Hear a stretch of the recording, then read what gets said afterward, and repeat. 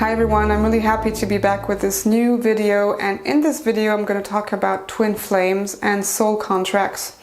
I know this is a subject that I wanted to address for quite some time now, and it's because a lot of people ask me questions about twin flame relationships, but also because I know that there's a lot of confusion out there about what exactly are twin flames, what is the twin flame relationship. So I just wanted to provide some insight. And I do not claim to have the ultimate truth. I just, give out some information based on my personal experience, professional experience as well. And I hope this will maybe bring some, clarity and relief to some of you. Maybe some of you won't agree with me and you are totally entitled to have your own beliefs. So if it challenges your beliefs, I'm sorry about that. And it's just what I wanted to put out today. There's this idea that twin flames are this ultimate love. But where does this concept come from? So first of all, we can find the first idea and concept around this theme through Greek mythology and actually Plato. So it comes from the idea that when God, or the Great Spirit, created humans, he took one soul and split it in half. And a twin flame is essentially a spiritual twin or another spiritual half, like a mirror. So it's the yin to your yang or the yang to your yin. And very often it's people who have similar personalities or even similar appearance. And so the gods, according to Plato, they actually were afraid of the immense power of humans, and they wanted to avoid being dominated by humans. So, because they also needed to feed on humans as a source of energy, the solution for them was to divide the humans in two. But we also find this concept in Hindu mythology, for example. And in the Hindu mythology, there's this idea that two soulmates are meeting and bringing out the bliss in each other and finally uniting with spirits.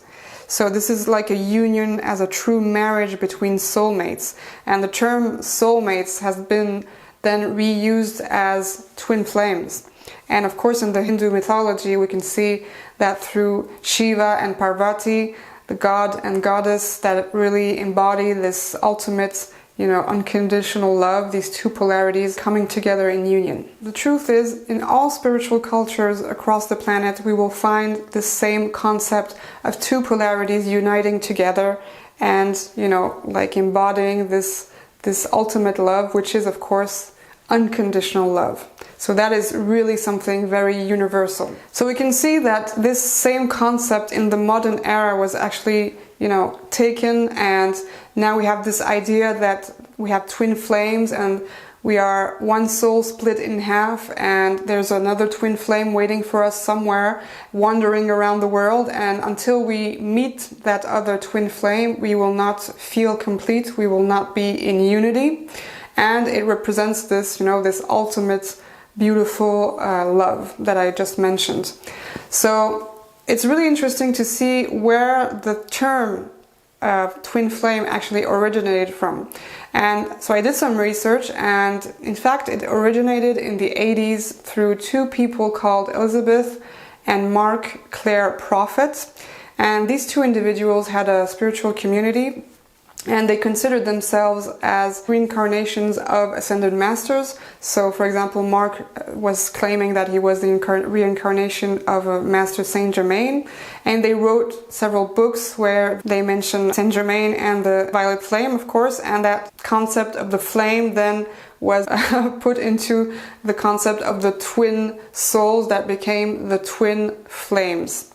So, of course, when we look at the history of this spiritual community, we can also see that later on in the late 80s, beginning of the 90s, it actually went down a path of fear because they were claiming that the apocalypse was coming, and they ended up actually living in underground bunkers.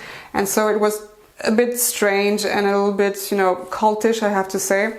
And that's actually where we had the term twin flame that was born actually. Later on there were a bunch of other concepts. So for example, the fact that when two twin flames meet each other, the meeting is so intense and powerful that there is often one that is actually so afraid of it because it's so intense, and that person is going to run away, and the other one is going to chase that person. So we have the runner and the chaser, and ultimately, of course, these two people have to reunite again, because it cannot be it cannot be different from that. You know, it's the ultimate love, it's the divine love that they have to find again.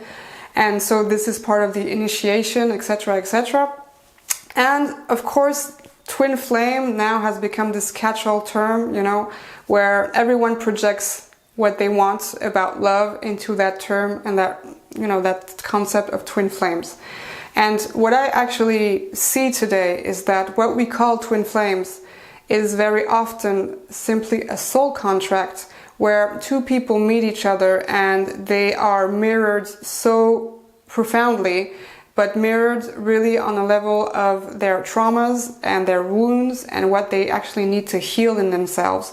So it can be a relationship that is very intense, yes, that's for sure. So for me, what we call twin flame relationship today is actually a karmic relationship, because it defines exactly what a karmic relationship is. It's like there's a very strong attraction in the beginning. We are attracted to the soul, that's for sure. But very rapidly after this, you know, initial attraction, we also feel that there is a kind of repulsion, and then we have this really love-hate dynamic that is going on, and of course a lot of conflict, a lot of battles, a lot of ego battles. And because the other is a mirror, a really perfect mirror to our wounds and traumas, they are just going to stir up all of that to the surface, and that's of course extremely painful. So these relationships are very, very dramatic. They can be, of course, passionate, but very dramatic, and they are simply soul contracts, and a soul contract has a beginning and it has an end. So these kinds of relationships, twin flames or karmic relationships, they are not meant to last. More often than not, they are meant to really create a kind of momentum in our life where we are invited to evolve very quickly, because the other is really stimulating that for us. But once we are done, we have to feel within ourselves when it is the moment to actually leave that relationship. And the problem now is that a lot of people are so they so much believe in that twin flame thing, that twin flame for eternity, and that there's no other soul out there for them, that they are going to remain in these kinds of toxic relationships no matter what, because they just want this union with the other. Very often we also see these famous dynamics within the twin flame relationship or karmic relationship, which is one ego is the narcissist and the other is the codependent, and of course we all know how that actually, you know, plays out. It's definitely not a balanced relationship. It's definitely not an unconditional loving relationship. And so this is really the confusion that I see today, is that now when someone meets their twin flame, so I'll continue to talk about, you know, the term twin flame. So someone who really, you know, there's this intense attraction, but also very quickly it's very conflictual. They're going to type on the internet, you know, to discover more about that, and they will just see all the information that we have about twin flames, and so they will believe that that person is actually the one, and that's the ultimate love, and they really need to work on their relationship and stay and continue, because there is no other way. There is no other person waiting for them. So just as a reminder, you know, if we are in this kind of relationship, suffering is not unconditional love. Being in a relationship when we are not respected, it's not unconditional love. And again, you know, there's a lot of confusion out there about what is actually unconditional love and what is love, just simply love. So we must really remind ourselves that soul contracts are really here to help us evolve very quickly.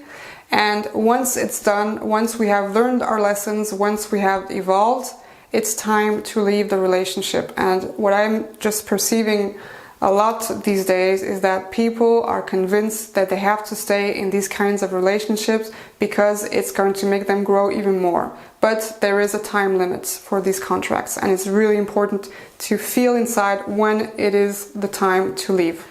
I myself had several messages and mails from men on the internet that follow me, and they were so convinced that I was their twin flame. So they wrote to me, and sometimes with really, abundant stories about how they realized that I was their twin flame. So most of the time I just didn't reply. When I didn't reply, they just insulted me, and sometimes when I did reply and just say, this is your own projection, it's not real, I was also treated, all kinds of different names. And that's when I also realized there's a really big problem now with twin flames on the internet, because everyone is convinced they have one and they have to find them, and then they project a whole bunch of things on one person, and they are convinced 100% that there's no other way. So I think we really need to put an end to that.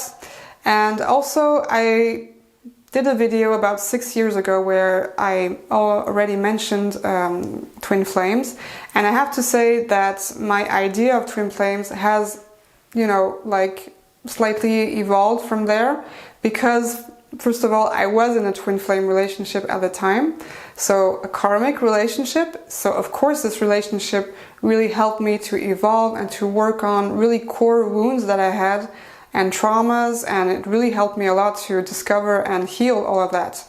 But I really felt inside that, so this relationship lasted 7 years, so that's a quite long twin flame relationship. But I really felt at one point that I could take this relationship no further, and it was just time to leave. And when I took this decision, I had this ultimate karmic revelation of the end of the relationship, which really made sense in the end. So, concerning past lives, etc. So it's really important to remind ourselves that these relationships have their purpose. They are not bad relationships. They certainly make us evolve a lot. They help us heal a lot, but we need to really feel when it's the right moment that, okay, it's done. I've had it now. And because, the term twin flames was initiated by the New Age movement, and because now it created this whole confusion concerning what true love is, what I'm saying in this video doesn't mean that true love doesn't exist, because of course it does. And I believe that everyone has one true love in his existence, and of course we have many soulmates, and we can experience different relationships with these soulmates, which is not the same kind of relationship that we experience with twin flames, because it's a more harmonious and balanced relationship. But I have come to discover that actually what we call twin flames has a different terminology, and of course these are only words, but they really resonate for me personally, and that is simply the ones of divine counterparts. So for me, divine counterpart is really that true love vibe that we are all searching for, and I believe that everyone has this divine counterpart, and I've met mine, and I can say that it has really nothing to do with any of what we say about twin flame relationships. It's something much more profound and much more beautiful than that, and much more harmonious and peaceful, because there is no suffering attached to it.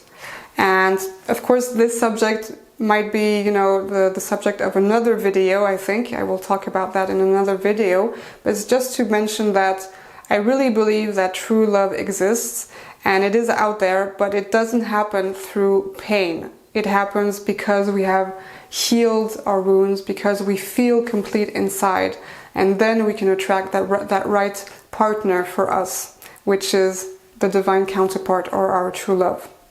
So I hope this video was useful for you. I hope this might have helped you on this subject, and I will see you very soon with a new video. I hope you're well. Sat Nam. Take care.